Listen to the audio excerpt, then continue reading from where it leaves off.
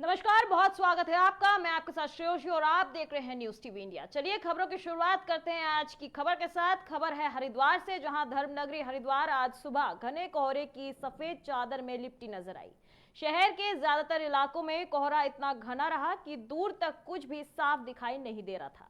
खासकर हर की पौड़ी स्थित ब्रह्मकुंड और आसपास के गंगा घाटों पर घना कोहरा छाया रहा, जिससे दृश्यता काफी कम नजर आई। वहीं सुबह गंगा स्नान के लिए घाटों पर पहुंचे श्रद्धालुओं को कड़ाके की ठंड का सामना करना पड़ा। ऐसे में नमी और ठंडी हवाओं के चलते ठिठुरन काफी बढ़ गई, जिससे लोग गर्म कपड़ों में नजर आए। इधर स्थानीय लोगों का कहना है कि बीते कुछ दिनों के मुकाबले आज ठंड ज्यादा महसूस की गई। घने कोहरे के चलते शीतलहर जैसे स्थिति बनती दिख रही है, ऐसे में जिसका असर आम जनजीवन पर भी पड़ रहा है। सुबह के समय सड़कों पर आवाजाही धीमी रही, वहीं वाहन चालकों को भी सतर्कता बरतनी पड़ी। मौसम विभाग के मुताबिक आने वाले दिनों में ठंड और कोहरे का असर बन सकता है। विभाग ने लोगों को सलाह दी है कि सुबह और रात के समय खास सावधानी बरते, गर्म कपड़े पहने और अनावश्यक रूप से बाहर निकलने से बचे। फिलहाल हरिद्वार में ठंड का प्रकोप बढ़ता नजर आ रहा है और आने वाले दिनों में राहत के असर कम दिखाई दे रहे हैं।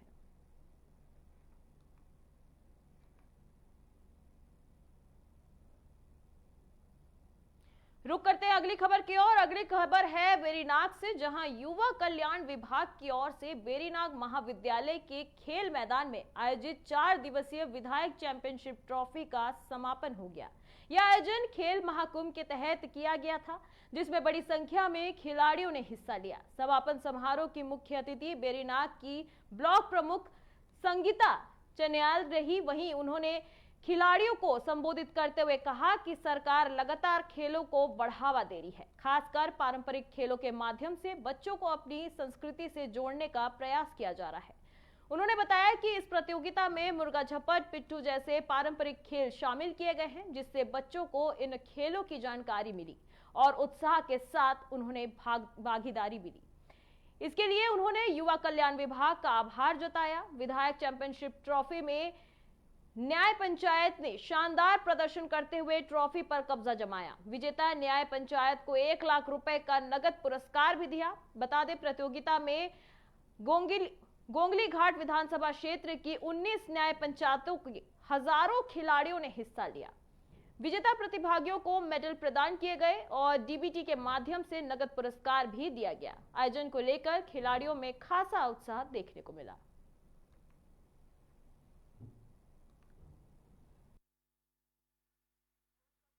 कक्षा 8 वर्ष हूँ। आज मैं यहाँ रेस में प्रतिभा करने आई थी और मैं रेस में हर बार प्रतिभा करती हूँ और फर्स्ट निकलती हूँ। इस बार भी मैंने लिया और मैं इस बार भी फर्स्ट निकली। धन्यवाद। द्वारा गंगोली घाट विधानसभा के खेल महाकुंभ का आयोजन किया गया है, जिसमें कि यह 4 दिवसीय था।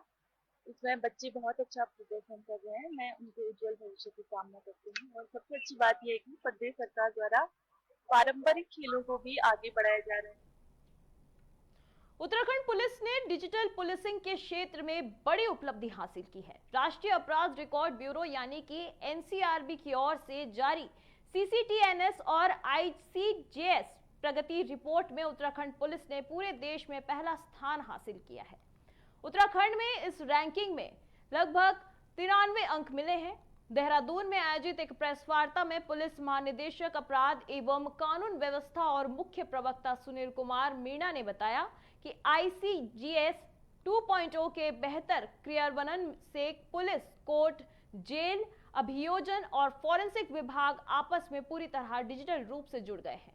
अब केस डायरी, चार्जशीट और डिजिटल सबूत एक ही ऑनलाइन प्लेटफॉर्म पर उपलब्ध है, जिससे जांच और न्याय प्रक्रिया पहले से ज्यादा तेज और पारदर्शी हुई है। इस रैंकिंग में हरियाणा दूसरे और आसाम तीसरे स्थान पर रहे। इस उपलब्धि पर पुलिस महानिदेशक उत्तराखंड ने पूरे पुलिस टीम को बधाई दी। उत्तराखंड पुलिस अब आईसीजीएस 2.0 के नए मॉड्यूल को और बेहतर तरीके से लागू करने पर फोकस कर रही है।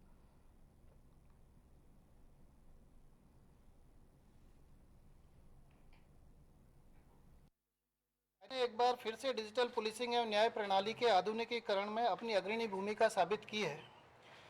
एनसीआरबी प्रगति के डैशबोर्ड रिपोर्ट की जो मासिक रैंकिंग इस महीने हमें प्राप्त हुई है उसमें उत्तराखंड ने उत्कृष्ट प्रदर्शन करते हुए प्रथम स्थान प्राप्त किया है। तो ICGS 2.0 के इम्प्लीमेंटेशन पे जो हमारी कार्रवाई चल रही है उसमें पूरे देश में उत्तराखंड ने पहला स्थान इस बार प्राप्त किया है।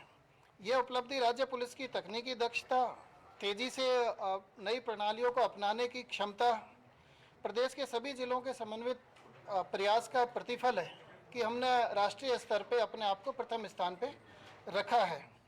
वर्तमान में जो रैंकिंग जारी की गई है, उत्तराखंड ने 93.46 अंक प्राप्त किए हैं आउट ऑफ 100 और प्रथम स्थान प्राप्त किया है। दूसरे स्थान पर 93.41 के साथ हरियाणा और तीसरे स्थान पर असम राज्य रहा है। तो ये हमारी जो CCTNS की टीम है, जो हमारे जनपदों में CCTNS और ICGS 2.0 के इम्प्लीमेंटेशन के लिए कार्य किया जा रहा है, वो जो मेहनत है, जो हमारी टीम और जिलों की मेहनत है, वो इसमें प्रतिफल उसका दिखाई देता है। और उसी वजह से हम लोगों ने इस माह जो NCRB ने डाटा पब्लिश किया है उसके अंदर। बढ़ते अगली खबर की ओर। खबर देहरादून से है, जहां आज कांग्रेस मुख्यालय में कांग्रेस प्रदेश अध्यक्ष गणेश गोदियाल ने मुख्यमंत्री धामी द्वारा अंकिता भंडारी मामले पर की गई प्रेस वार्ता को लेकर कई गंभीर सवाल उठाए हैं। गणेश गोदियाल ने कहा कि मुख्यमंत्री जिस तैयारी के साथ पत्रकार वार्ता में आए थे, उसके बावजूद कई सवाल अनिरुत्तर थे। उन्होंने पूछा, कल हमारे जो सवाल थे आज भी वही सवाल जायज हैं। कांग्रेस अध्यक्ष ने यह भी कहा कि सरकार के कई अधिकारी इस मामले पर सफाई दे रहे हैं, लेकिन सवालों का जवाब क्यों नहीं दिया जा रहा। गणेश गोदियाल ने मुख्यमंत्री से यह भी सवाल किया कि अंकिता भंडारी का शव नहर से निकलने के बाद रिपोर्ट पर बुलडोजर किसके आदेश पर चलाया गया। साथ ही उन्होंने SIT जांच में गवाह बनने वाले लोगों की संख्या और गवाही पर भी सवाल उठाए हैं। कांग्रेस ने रिटायर्ड जज की निगरानी में CBI जांच की मांग की है, ताकि पूरे मामले का पर्दाफाश हो सके और दिवंगत अंकिता भंडारी को न्याय मिले।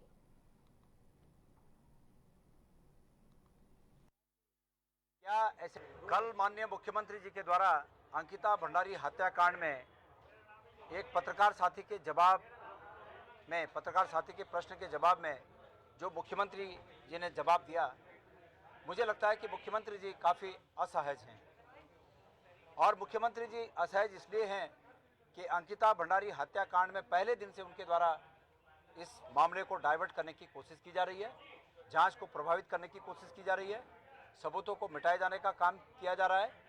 इसलिए उनका जो प्रश्न देने का, जो उत्तर देने का जो तरीका था, वो बिल्कुल ही असहज था। मैंने कई बार लोक सेवकों के माध्यम से सरकार के स्पष्टीकरण से असंतुष्ट होकर उन्हीं संबंधित लोक सेवकों को, जिसमें पुलिस के DGP लॉ एंड ऑर्डर हैं, ADG लॉ एंड ऑर्डर क्या होते हैं, ADG लॉ एंड ऑर्डर हैं, मैंने उन्हें एक प्रश्नावली सौंपी थी जिसका उत्तर आज तक नहीं मिला। हमने ये कहा था कि सबसे पहली बात कि क्या SIT ने इस बात की जांच की कि मुख्यमंत्री जी ने उस कमरे को तोड़ने के आदेश दिए थे, तो SIT ने क्या उनसे पूछताछ की है? आज तक इसका जवाब नहीं मिला। और पूरे इस मर्डर मिस्ट्री की जो गुत्थी है वो उस कमरे के इर्द गिर्द घूमती है। जब तक उस कमरे को तोड़ने के ऑर्डर देने वाले के मंसूबे पता न चलें, तब तक ये मर्डर मिस्ट्री सुलझ नहीं सकती। और चूंकि धामी जी प्रदेश के मुख्यमंत्री हैं, और अगर वो इसको स्वीकार करते हैं कि हाँ उन्होंने इसके आदेश दिए थे और उस आदेश देने के पीछे मंशा उनकी कुछ और थी, कुछ अच्छी मंशा थी माना, तो वो उसको उजागर कर सकते हैं। तो ये इसी रूप में है। मेरा आज भी शक है कि सत्ता में बैठे हुए लोग जब तक सत्ता में हैं तब तक वो जांच को प्रभावित करते रहेंगे। इसकी तत्काल CBI जांच हो और सत्ता में बैठे हुए लोगों को बेदखल। खबरों में रुक करते हैं। खबर है देहरादून से। आज कैबिनेट मंत्री गणेश जोशी ने मसूरी विधानसभा क्षेत्र में अनारवाला मालसी मोटर मार्ग के पुनर्निर्माण कार्य का विधिवत शिलान्यास किया। यह कार्य 319 लाख की लागत से गुच्चूपानी चौक स्थित हिल माउंट स्कूल के प्रांगण में शुरू किया गया। मंत्री गणेश जोशी ने कहा कि इस सड़क के बनने से क्षेत्र के लोगों को बेहतर यातायात सुविधा मिलेगी। स्थानीय निवासी और पर्यटक दोनों इसका लाभ उठाएंगे। उन्होंने बताया कि राज्य सरकार मसूरी विधानसभा क्षेत्र में सड़क, पेयजल, शिविर और अन्य विकास कार्यों को प्राथमिकता के साथ पूरी कर रही है। अब तक 82 करोड़ से अधिक के विकास कार्य पूरे हो चुके हैं। मंत्री ने अधिकारियों को निर्देश दिए कि निर्माण कार्य समय पर और गुणवत्ता के साथ पूरा किया जाए। वहीं सड़क नेटवर्क से क्षेत्र का समग्र विकास होगा और लोगों के जीवन स्तर में सुधार आएगा।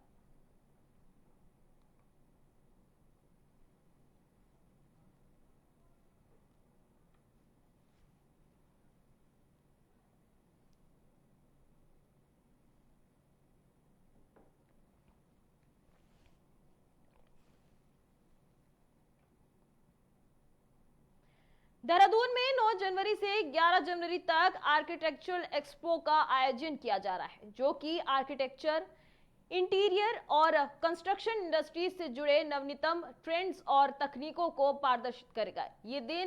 ये 3 दिवसीय प्रदर्शनी rangers college ground, cross road, Dehradun में आयोजित की जाएगी। इस प्रदर्शनी का उद्देश्य आर्किटेक्ट्स और उद्योग के बीच एक सशक्त और व्यावसायिक संवाद स्थापित करना है, जिससे स्थानीय उद्योगों को राष्ट्रीय पहचान मिल सके। देवभूमि आर्किटेक्ट्स एसोसिएशन और लघु उद्योग भारती उत्तराखंड के सहयोग से आयोजित इस प्रदर्शनी में architects, engineer, designers, builders, developers, ठेकेदारों और विद्यार्थियों के नेटवर्किंग, ज्ञानवर्धन और व्यावसायिक अवसरों का एक सशक्त मंच प्रदान किया जाएगा। देहरादून से न केवल शहर बल्कि पूरे उत्तराखंड की निर्माण और डिजाइन इंडस्ट्रीज को राष्ट्रीय स्तर पर नई पहचान मिलेगी।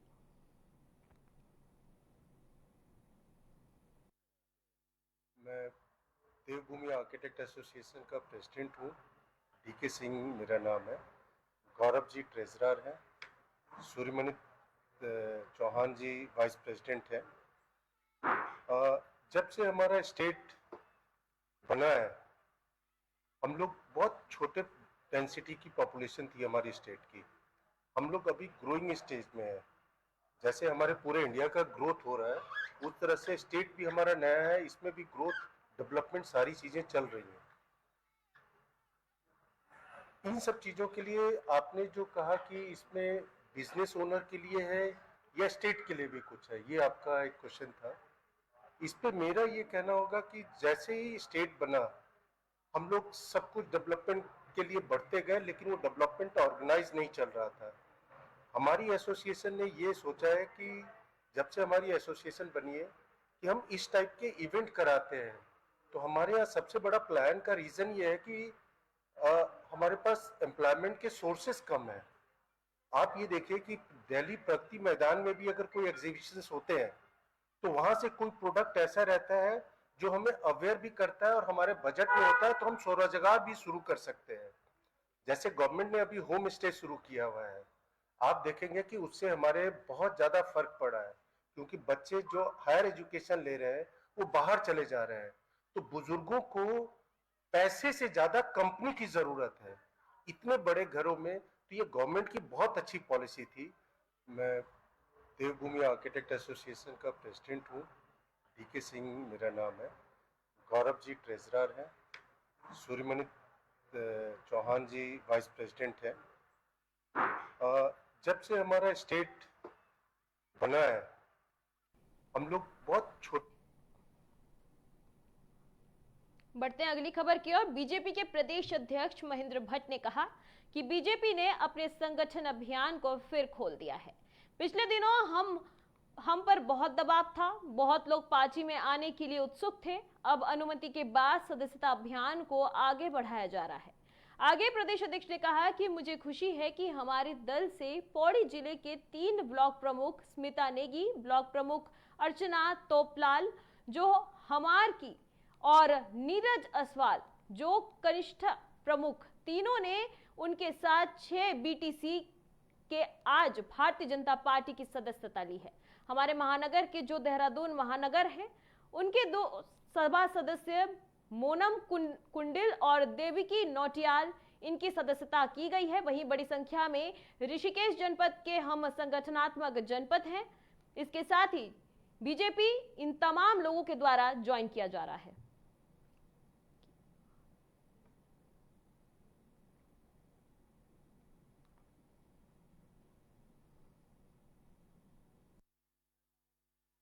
देखिए, भारतीय जनता पार्टी ने अपने सस्ता अभियान को फिर खोल दिया है।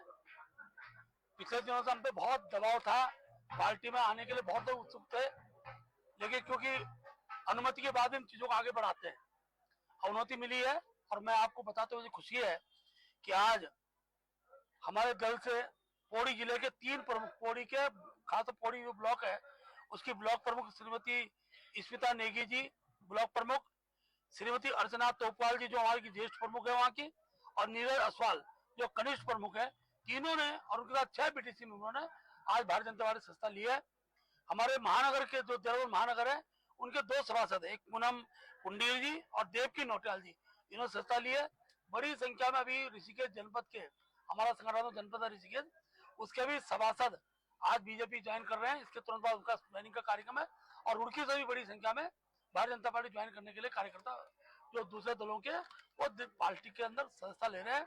और आज से क्रम प्रारंभ हुआ है, जिला स्तर पर इसके कार्यक्रम चलेंगे और विधानसभा चुनाव के आदर्श आचार संहिता लगने तक लगातार पार्टी की संस्था अभियान जारी रहेगा, इसकी मैं आज घोषणा करता हूँ।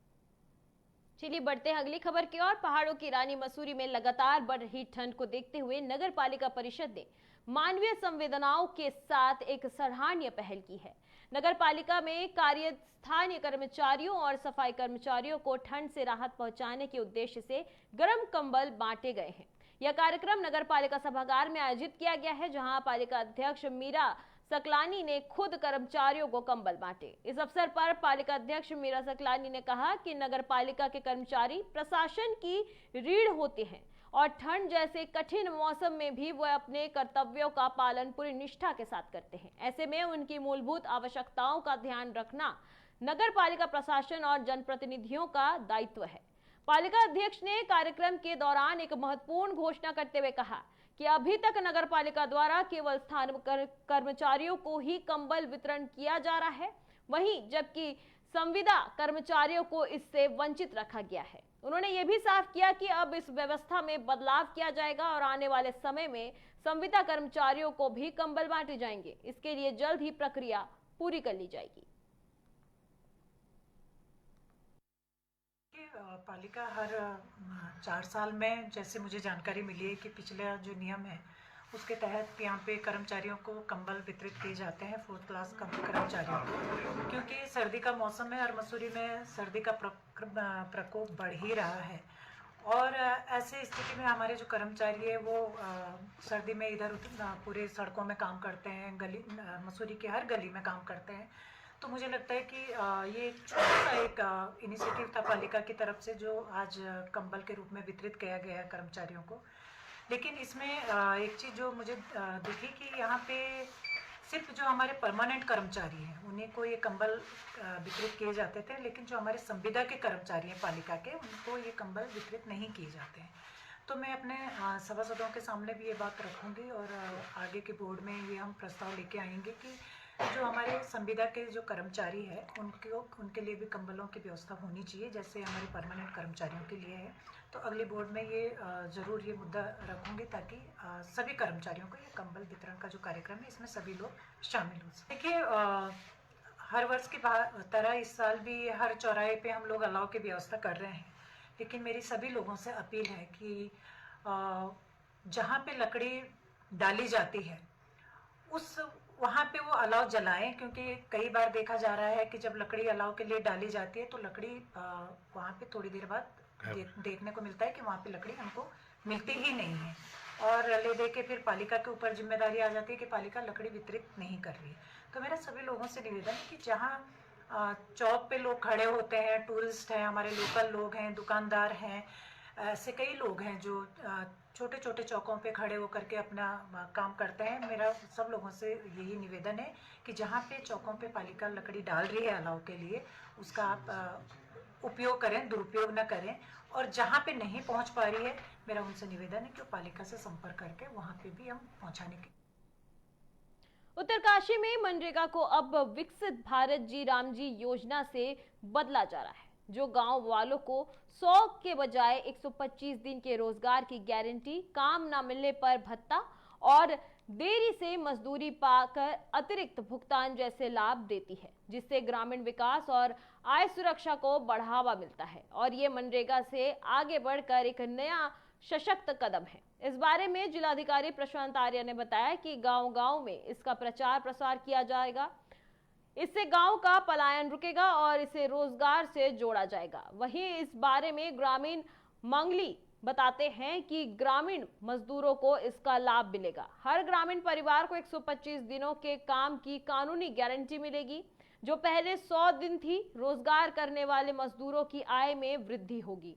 ये सरकार की अच्छी पहल है, हम योजना का स्वागत करते हैं। गारंटीकृत रोजगार और समय पर मजदूरी भुगतान से आय में वृद्धि और ग्रामीण पलायन में कमी आएगी। इसके साथ ही जल संरक्षण, सड़क और भंडारण जैसे उत्पादक संपत्तियों के निर्माण पर जोर दिया जाएगा, जिससे ग्रामीण अर्थव्यवस्था मजबूत होगी। मनरेगा की स्कीम के बारे में और जिस तरह से मनरेगा का हमारा जनपद के द्वारा कार्य किया जाता है, उसमें अब जी राम जी के तहत हम लोग इसका प्रचार प्रसार कर रहे हैं। जो चेंजेस इसमें आए हैं, परिवर्तन हुए, आम व्यक्ति की सुलभता ही तो उसमें भी हम लोग अपने एक तो जन जन की सरकार कार्यक्रम में अपने लाभार्थियों को इसके बारे में बता रहे हैं। साथ ही प्रधानगणों को ब्लॉक के माध्यम से अब हम लोगों ने स्टार्ट किया है कार्यक्रम कि इसकी स्कीम का जो चेंजेस हैं, जो इम्प्रूवमेंट हुए हैं, इसमें अब इसका ऑब्जेक्टिव और बड़ा कर दिया गया, उद्देश्य बढ़ा दिए गए हैं। तो उसकी जानकारी सुलभता से सारे ग्राम प्रधानों को हर एक गांव में हर एक व्यक्ति के पास पहुंच जाए और वो इस योजना का लाभ लें। इस पे हमने काम स्टार्ट कर दिया है। जी नमस्कार, मैं यतेंद्र सिंह बिष्ट हूँ और मैं ग्राम मांगली सेवा का निवासी हूँ। और ये जो योजना थी, पहले चल रही थी मनरेगा योजना, उसका नाम बदलकर सरकार ने जी राम जी योजना कर दी है। तो ये अच्छा कदम है और इसमें सबसे बड़ा बात यह है कि इसका उद्देश्य भी बड़ा है और सबसे महत्वपूर्ण बात है कि इसमें ग्रामीणों को पहले 100 दिन का रोजगार मिलता था, अब 125 दिन का रोजगार मिल रहा है। तो ये बड़ी बात है और इसके लिए सरकार का धन्यवाद है और हम सरकार की प्रशंसा करते हैं कि ऐसी योजनाएं जो कि ग्रामीणों के हित में हो, ये लागू होनी चाहिए। अगली खबर देहरादून से है, जहां जन जन की सरकार जन जन के द्वार कार्यक्रम के तहत जिला प्रशासन ग्राम पंचायत स्तर पर बहुउद्देश्य शिविर का आयोजन किया जा रहा है। इसी कड़ी में न्याय पंचायत श्यामपुर की ग्राम पंचायत में उप जिलाधिकारी योगेश मेहरा की अध्यक्षता में बहुउद्देश्य शिविर का आयोजन किया गया। शिविर में कुल 60 शिकायतें प्राप्त हुई, जिसमें से 17 शिकायतों का मौका पर ही समाधान हुआ।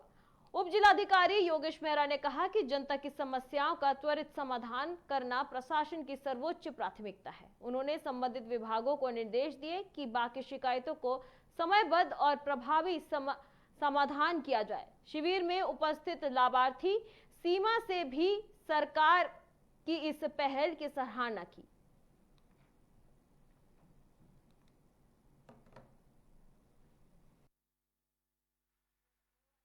देखिए, आज जो जन जन के द्वार जन जन की सरकार शिविर का आयोजन यहाँ पे किया गया, उसमें लगभग 60 शिकायतें हमें प्राप्त हुई हैं और 60 शिकायतों में से कुछ शिकायतें ऐसी थी जिनका मौके पे तात्कालिक समाधान भी किया गया है और बाकी जो अवशेष शिकायतें हैं वो टाइम बाउंड मैनर में संबंधित विभागीय अधिकारियों को उसका निस्तारण करने के लिए कहा गया है। और कुछ शिकायतें ऐसी थी जो बेसिकली छोटे से स्पॉट इंस्पेक्शन से भी उसका निराकरण हो सकता था। तो ऐसे में जो नज़दीकी ग्राम सभाओं में, चाहे वो PWD हो, सिंचाई विभाग हो, राजस्व विभाग हो, वन विभाग हो, उनके द्वारा जो छोटे छोटे स्पॉट इंस्पेक्शन करके शिकायतों का निराकरण किया जाना है, उसमें निर्देशित किया गया है कि शिविर के बाद अभी काफ़ी समय बचा हुआ है, तो वो स्पॉट इंस्पेक्शन करके अपना जो भी कार्रवाई उसमें करना है वो उसको पूरा करें। आपको मेरा नमस्ते, मेरा नाम सीमा है, मैं यहीं की रहने वाली हूँ, श्यामपुर क्षेत्र की। यहाँ श्यामपुर क्षेत्र में हमारे खदरी खड़ामा इंटर कॉलेज में जन जन के द्वार जन जन की सरकार का बहुउद्देश्य शिविर का आयोजन किया गया है, जिसमें कि विभिन्न विभागों के अधिकारी उपस्थित हैं, जिसमें कि जनता की जो शिकायतें हैं, कुछ भी शिकायतें, उनका निवारण यहीं पे किया जा रहा है एवं किसी को आश्वासन दिया जा रहा है। हमारी भी गायत्री क्लस्टर में समूह की महिलाएं 2054 जुड़ी हुई है, जिसमें कि समूह की महिलाओं के लिए भवन की व्यवस्था नहीं थी, जिसमें कि हमारे ग्राम प्रधान श्यामपुर जी के द्वारा हमें भवन का वो भवन के लिए वो जमीन दी गई है, जिसमें इसके आगे कोई कार्रवाई नहीं हो पा रही थी। तो हमने अभी यहाँ जनता दरबार में अपने लेटर दिया है, जिसमें कि एसडीएम सर एवं तहसीलदार सर के द्वारा हमें आश्वासन दिया गया है कि जल्दी मतलब इस चीज़ का निवारण किया जाएगा। मैं माननीय मुख्यमंत्री धामी जी का बहुत बहुत धन्यवाद करती हूँ, जिन्होंने यहाँ गाँव के क्षेत्र में ऐसे शिविरों का आयोजन किया है। आगे भी ऐसे शिविरों का आयोजन होता रहे और जनता की समस्याओं का निवारण। अगली खबर हरिद्वार से है, जहां कुंभ मेला क्षेत्र में गैर हिंदुओं के प्रवेश को लेकर विवाद और गहराता जा रहा है। अब इस मांग के समर्थन में कट्टर हिंदूवादी नेत्री साध्वी प्राची भी खुलकर सामने आई है। हरिद्वार प्रेस क्लब में पत्रकारों से बातचीत के क्रम में साध्वी प्राची ने सरकार से मांग की कि पूरे कुंभ मेले क्षेत्र को गैर हिंदू प्रतिबंधित क्षेत्र घोषित किया जाए। उनका कहना है कि कुंभ मेला सिर्फ एक धार्मिक आयोजन नहीं, बल्कि करोड़ों श्रद्धालुओं की आस्था से जुड़ा हुआ पवित्र पर्व है और इसकी सुरक्षा व शुचिता बनाए रखना सरकार की जिम्मेदारी है। साध्वी प्राची ने अपनी बात रखते हुए सुरक्षा का हवाला दिया। उन्होंने हाल ही में लाल किले पर हुई आतंकी घटना का जिक्र किया और साथ ही कहा कि पढ़े लिखे लोग भी जिहादी मानसिकता के चलते देश के खिलाफ साजिश कर सकते हैं। देखिए।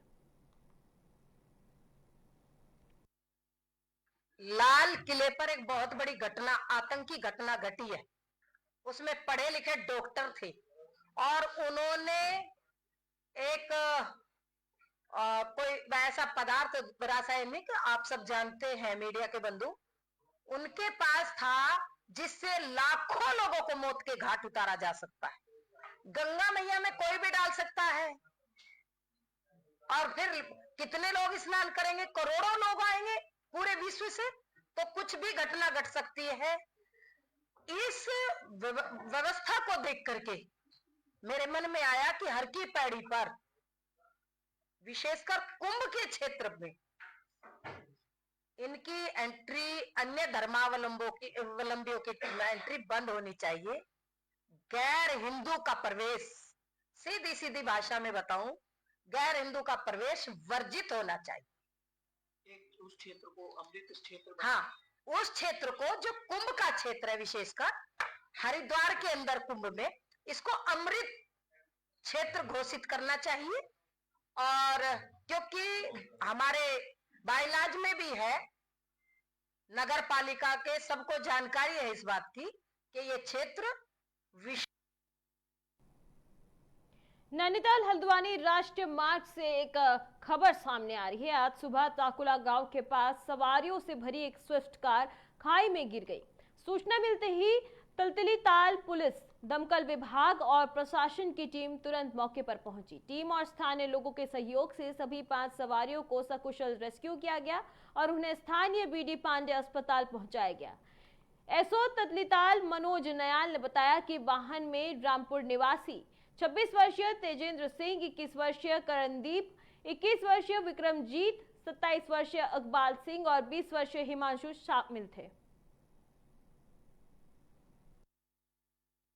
112 के माध्यम से सूचना आई तो तुरंत ही हमारी पुलिस की टीम, फायर की टीम, एसडीआरएफ की टीम मूव हुई और क्योंकि दूरी जो है तकरीबन थाने से 5 किलोमीटर हल्द्वानी की ओर थी, तो तुरंत ही हम वहाँ पे पहुंच गए थे। हमारी टीम ने तुरंत रेस्क्यू स्टार्ट किया। आधा घंटे के अंदर सभी लोगों को, क्योंकि उसमें 5 लोग सवार थे और यूपी 22 नंबर की गाड़ी थी, रामपुर की थी, और तुरंत जो है उन लोगों को आधे घंटे के अंदर जो है अस्पताल पहुंचाकर प्राथमिक उपचार दिया गया और डॉक्टरों ने सभी को जो है कुशल बताया। हम आ रहे थे सर हल्द्वानी से ऊपर को गाड़ी लेके, ये गाड़ी सर फास्ट लेते हुए थोड़ा ड्रिंक एंड ड्राइव का केस है सर, यहाँ से नीचे चलेंगी सर, और सर इसमें 5 लोग हैं जो कि सर निकाल दिए गए सही सलामत। ये हमारे भाई, हम 4 लोग सबसे पहले थे, हम नीचे गए, बरतियाल जी थे सर एक एसडीआरएफ टीम के, वो भी इसमें सबसे आगे रहे, नीचे चला गए सर। एक फायर ब्रिगेड की गाड़ी थी और सर पुलिस प्रशासन वगैरह सब टाइम पे आया हुआ है सर। जब तक वहीं से पहले जो है रेस्क्यू किया गया है बंदों को, 5 को। तो फिलहाल मेरे साथ इस बुलेटिन में इतना ही। आगे की देश दुनिया की तमाम खबरों के लिए आप देखते रहिए न्यूज़ टीवी इंडिया। नमस्कार।